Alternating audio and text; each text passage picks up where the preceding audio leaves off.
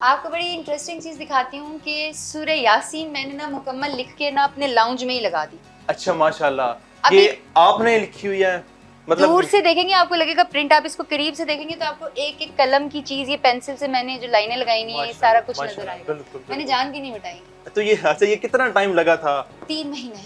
3 माह में ये आपने मुकम्मल की? लेकिन 3 महीने ये नहीं कि मैं यही करती रही हूँ, मेरे मतलब पास मुख्तलिफ, मतलब 3 माह का टाइम लगा था फिर भी। अच्छा, ये उसमें एक डिजाइन है, ये भी कैसे बनाया था? ये पेपर के ये ऊपर? ओरिजिनल है। मेरी जितनी भी कैलीग्राफीज होती हैं ना वो कहीं से कॉपीड नहीं होती, कॉपीराइट्स मेरे पास हैं। Okay okay. लेकिन मैंने चूंकि अल्लाह की किताब, अल्लाह के कलाम के कॉपीराइट्स कभी क्लेम नहीं किए। मैं कहती हूँ everybody should copy, at least they should write. Okay. आप कभी शौकत खानम हॉस्पिटल में जाएं तो उनकी जो कैफेटेरिया है उसके सामने मेरे हाथ की लिखी हुई सूरह रहमान पूरी मौजूद है लगी वहाँ हुई पे? है। हाँ, माशाल्लाह तो माशाल्लाह माशाल्लाह। तो मकसद ईद यही है के ना। दिन भी कुछ हल्का ईद के दिन फुल्का? अभी मेरे जब भी गेस्ट आएंगे ना तो टीवी नहीं चलेगा, इधर बैठो भाई, सूरह अरे यासीन क्या पढ़ो, बात है। सदका जारिया बनाए नहीं मेरा। माशाल्लाह माशाल्लाह, बहुत अच्छी बात है। अच्छा, जाहिर है आपको तो ढेरों लोग ईद मुबारक भी कहते होंगे। राबी पीर दादा सबसे पहले किसको ईद मुबारक कहते हैं? ऑफ कोर्स अम्मी अब्बू को।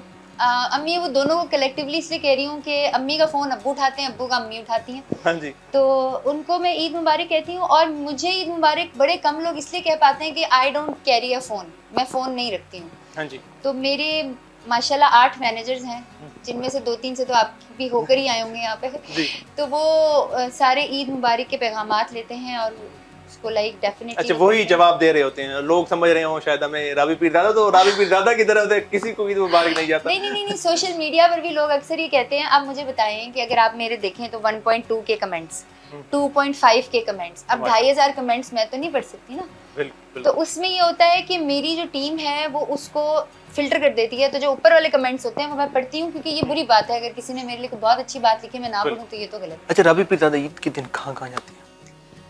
अम्मी अबू के तरफ जाती हूँ और मेरी तरफ एक्चुअली लोग ज़्यादा आते हैं।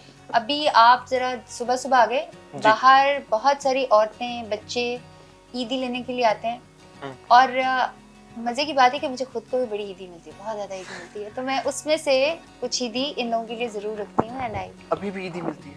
सबसे ज्यादा ईदी? अभी भी से क्या मुराद है, सारी ज़िंदगी लेनी है मैंने ईदी अच्छा इंशाल्लाह। इंशाल्लाह। अच्छा, ईद सबसे ज्यादा ईदी कितनी अब तक की आपको मिली सबसे ज्यादा? कलेक्टिवली बताऊँ या एक बंदे ने ना कितनी? एक बंदे की सबसे 5 ज्यादा? लाख रुपए। 5 लाख रुपए? फिर तो अब कलेक्टिवली बताएं कितनी।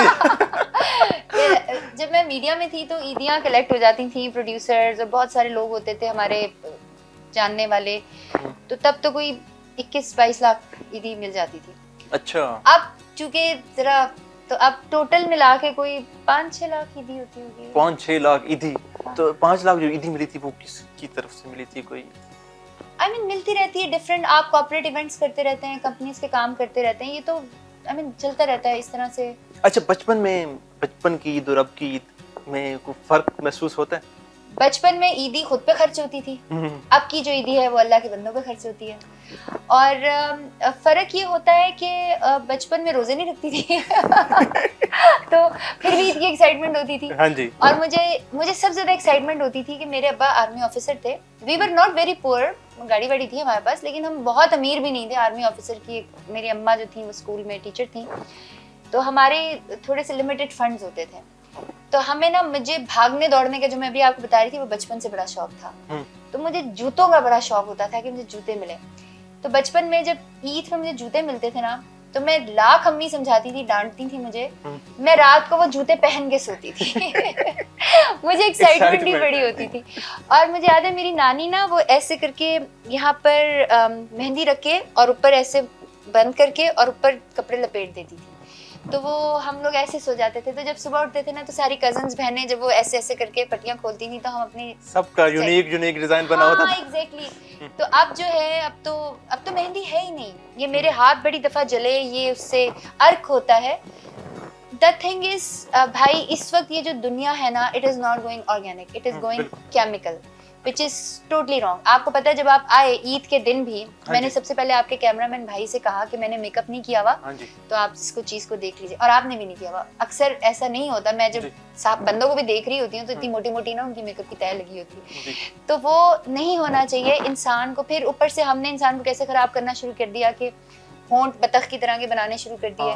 मसनूई वो इंजेक्शन लगा के या कुछ इस तरह। That is totally wrong. Allah is the biggest creator. अल्लाह ने बिल्कुल। हमें जिस शक्ल में जिस हाल में पैदा किया है, जैसे बाल हमें दिए हैं, किसी के रह गए किसी के चले गए, तो I think we should accept the changes done by अल्लाह।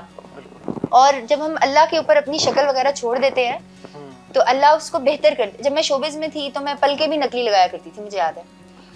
तो मुझे ऐसा लगता है कि उस वक्त इतना मेकअप और इतनी पलकें और इतना सब कुछ करने के बाद भी इंसान की शक्ल जो नेचुरल होती है वो बेहतर लगती है। बिल्कुल। तो बस यही मैं कहूंगी कि हमें नेचुरल रहना चाहिए। और ईद के ऊपर तो लोग ऐसे ऐसे थोप कर आते हैं ना, अच्छा मेकअप भी नहीं उनको करना आता। मैं बाज़ औक़ात आंटियों को देख रही होती हूँ, सारा मुंह चिपकाया होता है, नेक का कलर और होता है, गर्दन का रंग और होता है, चेहरे अच्छा ये लड़के भी नोट करते, चलिए मुझे नहीं पता था भाई, ये लड़के भी नोट करते।